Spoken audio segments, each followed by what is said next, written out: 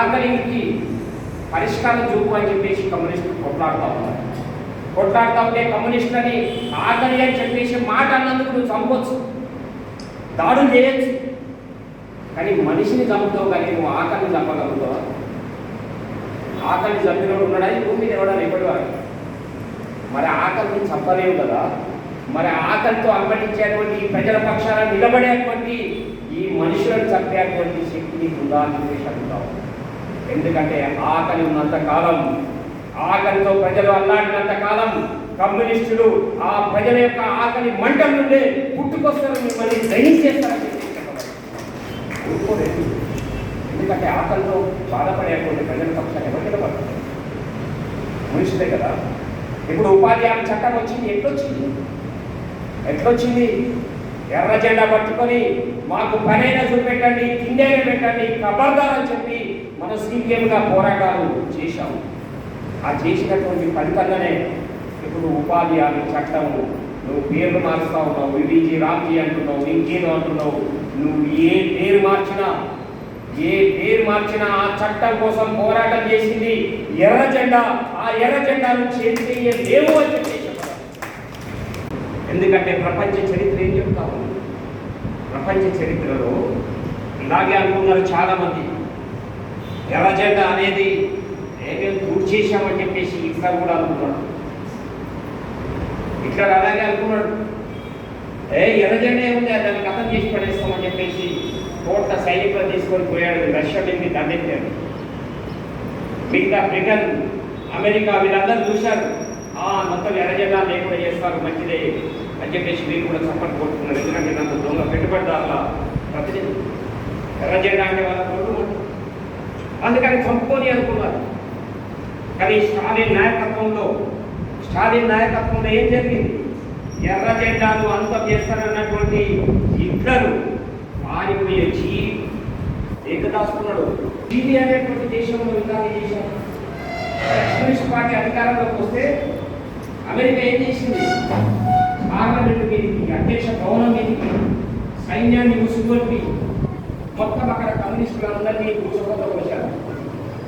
దాదాపు ఒక 20-30 సంవత్సరాల పాటు అసలు కమ్యూనిస్టు అని పేరు చెప్పితే కూడా తప్పేసి, వాడు కమ్యూనిస్టు అని ఎవడన్నా పక్కకున్నోడు చెప్తే కూడా పోయి సందేశారు. అట్లా చంపుకుంటూ వస్తే మొన్న ఎన్నిక జరిగింది. అన్యాయాలు జరుగుతున్నంత కాలం ఎర్ర జెండా ఉంటుంది. అన్యాయాలు, అక్రమాలు ఆగిపోయిన తర్వాత ఎర్ర జెండా ప్రజలకి అండగా నిలబడి శాశ్వతంగా వాళ్ళకి న్యాయం చేయడం కోసం ప్రయత్నం చేస్తున్నారు.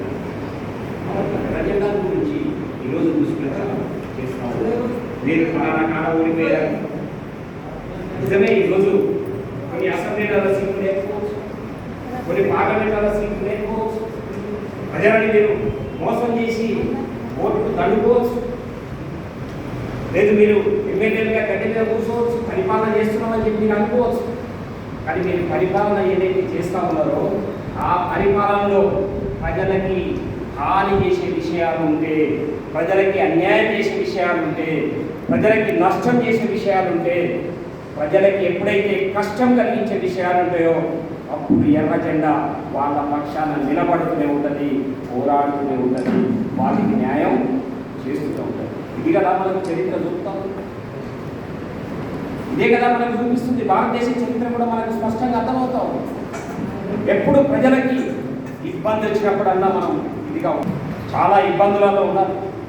ఏమి ఇబ్బందులు ఉన్నాయి మనం చూస్తే, ఇప్పటిదాకా మీకు చెప్పారు. నేను వస్తుంటే వార్తలు చూస్తుంటే మళ్ళీ పెరిగిన పెట్రోల్ డీజిల్ ధర మళ్ళీ పెరిగింది. మొన్ననే పెంచింది 3 రూపాయలు, మళ్ళీ ఇప్పుడు పెంచారు. అంతకుముందు గ్యాస్ ధర పెంచారు. గ్యాస్, పెట్రోల్, డీజిల్ ధరలు పెరుగుకుంటూ పోతూనే ఉన్నాయి. మరి గ్యాస్, పెట్రోల్, డీజిల్ ధరలు పెరుగుతూ ఉంటే మరి ఆ ధరలు పెరిగినటువంటి ప్రభావం ఎవరి మీద పడుతుంది? సాధారణ ప్రజలపైనే పడుతుంది. ఈ సాధారణ ప్రజలపైన ఈ ధరల భారం, ఇప్పటికే విపరీతమైనటువంటి ధరలు పెరుగుతూ ఉన్నాయి. అన్ని ధరలు పెరుగుతాయి. మామూలు మార్కెట్లో ఉండేటువంటి కూరగాయల ధరల నుండి ఆహార వస్తువుల యొక్క ధరల ఇన్ఫ్లేషన్ అంటారు, ధరల పెరుగుదల. ఆహార వస్తువుల ధరల యొక్క ఇన్ఫ్లేషన్ 4.3% పెరిగింది. ఈ దేశ ప్రజలకి చూపెట్టేటువంటి శక్తి, వాళ్ళను నడిపేటువంటి శక్తి అది ఎర్ర జెండాల మాత్రమే ఉంది. అది ఎర్ర జెండాకు మాత్రమే సాధ్యము. ఆ రకమైనటువంటిది ఈరోజు దేశంలో చర్చ జరగాలని. అందుకనే వాళ్ళకి భయం పట్టుకుంది. అందుకే శాపనార్థాలు పెడతా ఉన్నారు. అందుకే ఏమంటాం మనం, వీళ్ళ శాపనార్థాలకి ఒట్లు దిగాయనే సామెత ఉంది. ఇరుడు ఏం చేసినాయంటే ఈ ఒట్లాలు లేకపోతే బాగుండు, మాకు వెన్న దొరకట్లేదు, లేకుంటే పెరుగు దొరకలేదు, పాలు దొరకట్లేవు, అన్ని పైన ఉట్టి మీద పెట్టుకుంటా ఉన్నారు. నేనేం విగ్రహాన్ని కూడగొట్టాను. ఏమైంది విగ్రహాన్ని కూడగొట్టు? నేనేం చెప్పాడు? విగ్రహాన్ని కూడగొట్టావు ఓకే, కానీ నేను చెప్పిన సిద్ధాంతం ఏంటి? నేను ఏమన్నాడు? పని చేసే అవకాశం ఉన్నటువంటి ప్రతి ఒక్కరికి పని ఇవ్వాలి అని. దాన్ని ఏం చేస్తావు? పని చేసే శక్తి ఉన్నటువంటి ఒకరికి, యువకుడికి నువ్వు పని ఇవ్వు, యువతికి పని ఇవ్వు అని చెప్పేసి అన్నాడు. మరి అది దాన్ని తీసేయగలుగుతావా? పని చేయకుండా మనిషి బతకలేదు. లేదు, అందరికీ చదువు కావాలి అని చెప్పేసి అన్నాడు. చదువు చెప్పాడు, చదువు చెప్పే సిద్ధాంతాన్ని ముందుకు తీసుకొచ్చాడు. అందరి ప్రజలకు చదువు ఉండాలి అని చెప్పాడు లెనిన్. ఇప్పుడు లెనిన్ విగ్రహాన్ని తీసేసావు, కానీ ప్రజల్లో ఉన్నటువంటి చదువుకోవాలనేటువంటి కాంక్ష తీసేస్తావు. వాళ్ళు చదువుకునేటువంటి హక్కును నువ్వు తీసేయగలుగుతావా? లేదు. ఇప్పుడు నువ్వే కదా చట్టం, ఇక్కడ చట్టం పెట్టారు. లేదు, మనం ఇక్కడ చేశాము. ఏం చట్టం చేసినాం? విద్యా హక్కు చట్టం అని చేసాము. విద్యా హక్కు చట్టం అనేది ఎక్కడ నుంచి వచ్చింది? కమ్యూనిస్టుల ఎజెండా అందరికీ చదువు ఉండాలి. ఎందుకంటే మనం రాత్రిపూట బడులు పెట్టి చదువులు కూడా చెప్పినాం. మీరు సుందరయ్య గారి జీవితం చూస్తే తెలంగాణ సాయుధ పోరాటంలో మనకు అది కనిపిస్తుంది. ఎందుకంటే ఒక చేతిలో తుపాకీ పట్టుకొని, ఇంకో చేతిలో పలక బలపం పట్టుకొని చదువు నేర్చుకున్నటువంటి వాళ్ళు ఎంతోమంది గెరిల్లాలు ఉన్నారు. ఆ రకంగా చదువు చెప్పారు. అందుకంటే చదువు అంత గొప్పది. అలాంటి చదువు కావాలి ప్రజలందరికీ అని చెప్పింది అది కమ్యూనిస్ట్ పార్టీ, కమ్యూనిజము. ఆ కమ్యూనిజాన్ని నువ్వు ఏం చేయగలుగుతావు అని చెప్పేసి అడుగుతావు. ఎందుకంటే అందరికి చదువు చెప్పడం కావలేదు కదా. నువ్వు అందరికి ఉద్యోగం ఇవ్వాలి కదా, మరి వాళ్ళు పని చేయాలి కదా. మరి లెనిన్ నువ్వు కూడగొట్టాను. నువ్వు లెనిన్ విగ్రహాలను ఎన్ని కూడగొట్టినా, లేదు మార్క్స్ విగ్రహాలు కూడగొట్టినా, నువ్వు మార్క్స్ విగ్రహాలు కూడగొట్టు, లెనిన్ విగ్రహాలు కూడగొట్టు, ఇంకేవైనా విగ్రహాలు కూడగొట్టు, కానీ మార్క్సిజాన్ని, లెనినిజాన్ని, లేదంటే కమ్యూనిజాన్ని నువ్వు ఏమీ చెయ్యలేవు.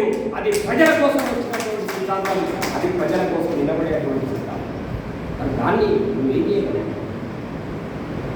అందుకనే ఈరోజు నిరుద్యోగ సమస్య ఉన్నంతకాలం, నిరుద్యోగులుగా ప్రజలు ఉన్నంతకాలం లెనిన్ చెప్పిన సిద్ధాంతం అనేది అది సజీవంగానే ఉంటుంది. ఎందుకంటే అందరికీ ఉద్యోగాలు కావాలి. ఇప్పుడు పరిస్థితులు ఎక్కువైపోతూ ఉన్నాయి. నిరుద్యోగం చాలా తీవ్రంగా పెరుగుతూ ఉంది. ఇప్పుడు ఈ దేశంలో చదువుకున్న వాళ్ళల్లో దాదాపు 28% మంది నిరుద్యోగులు ఉన్నారట. Educated people.